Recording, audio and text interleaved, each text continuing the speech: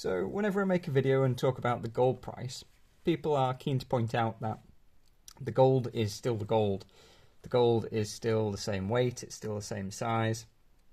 It's the fiat currency that has devalued against the gold.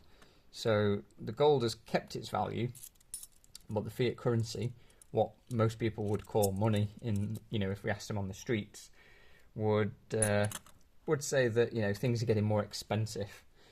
But yeah, the other way to look at it is that the stuff is still the stuff. It's the same stuff, whether it's your same weekly shop or whether it's your tank of fuel in your car, your same property, that is still the same. It's the value of the currency that has changed. So it's now buying less stuff. We obviously have inflation, and that's a whole other topic.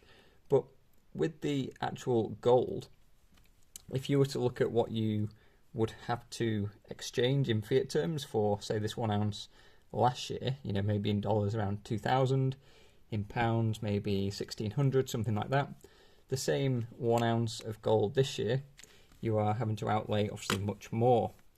Now, the other way of looking at it is when you exchange the same gold back to the fiat currency, you end up with now more fiat currency this year. So you'll get your gold last year around the $2,000, £1,600, and then this year you exchange it back. You've now got around £1,900, maybe $2,500, something like that. And you can then purchase the same basket of goods, the same number of tanks of fuel or same number of weekly shops, for example, as you could. So things go up and down in terms of their fiat values, and they're not always tied together. So, for example, gold sometimes can negatively correlate with certain things. Now, I'm not a statistician and no mathematical qualifications, so my idea of a negative correlation is when one will go up, the other might go down.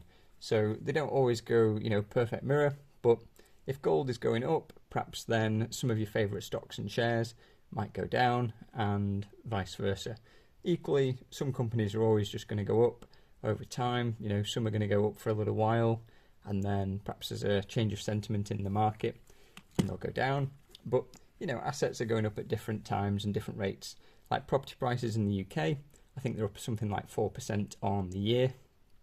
But they had a big run for a couple of years before that, and before that they were a little bit flatter. There was a bit of a dip after 2008. And the prices, they are going up and down of different assets. So it's hard to say exactly what gold is doing, in relation to everything else.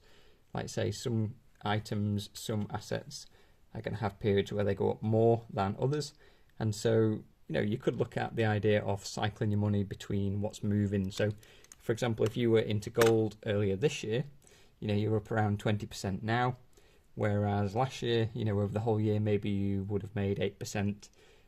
If you were, from the start of the year to the end of the year, you might have timed the market a bit better. Maybe you could do a little bit better than that. But that is, that is sort of another story, really. We're not really talking about trading as much on this, but just the idea that, the fiat currencies are trending down versus stuff. There are things that do get cheaper. Sometimes a service or a certain product might get cheaper, but overall the average amount of stuff is going to cost you more now than in the past. So, for example, in the UK we have something called council tax, which is a bit like property taxes in the US, and it does vary on the area, the council, and the size or the value of the property. But generally that's going up like 4 to 5% per year in the UK, and some bit more, some bit less, but roughly that is going up by 4 or 5%.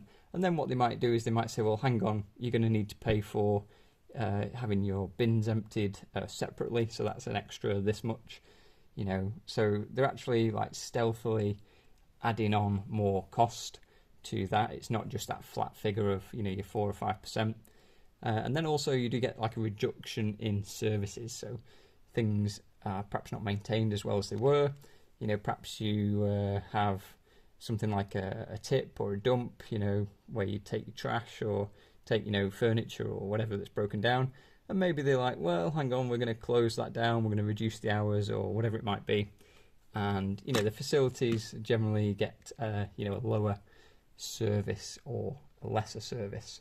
And when that happens, that is basically more inflation. You're paying the same but getting less back. So the idea of having the gold is that over time, the gold price will continue to rise in the long term.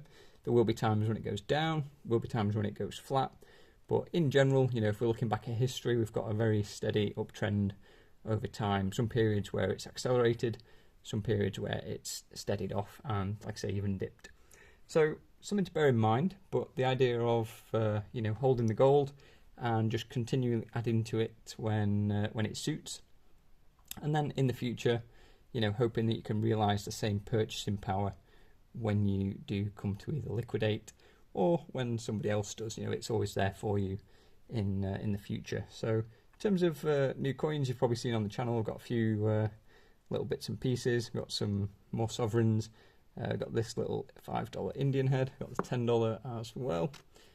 We got a few other bits and pieces, like this 10th Royal Cipher. Not really, super excited about monarchy either way. It's just, something a bit different. I'm not like a big fan or anything like that, but it might be an interesting coin to hang on to. Something, like I say, just a bit different. We got these half-ounce Britannias. They were just, basic bullion, well priced. And the Tudor Dragon, which is somewhere in there. A few other bits and pieces that haven't got to show you today. So, hope you enjoyed this video. I'm curious what you think. Is it the case of fiat going down? Is it a case of gold going up?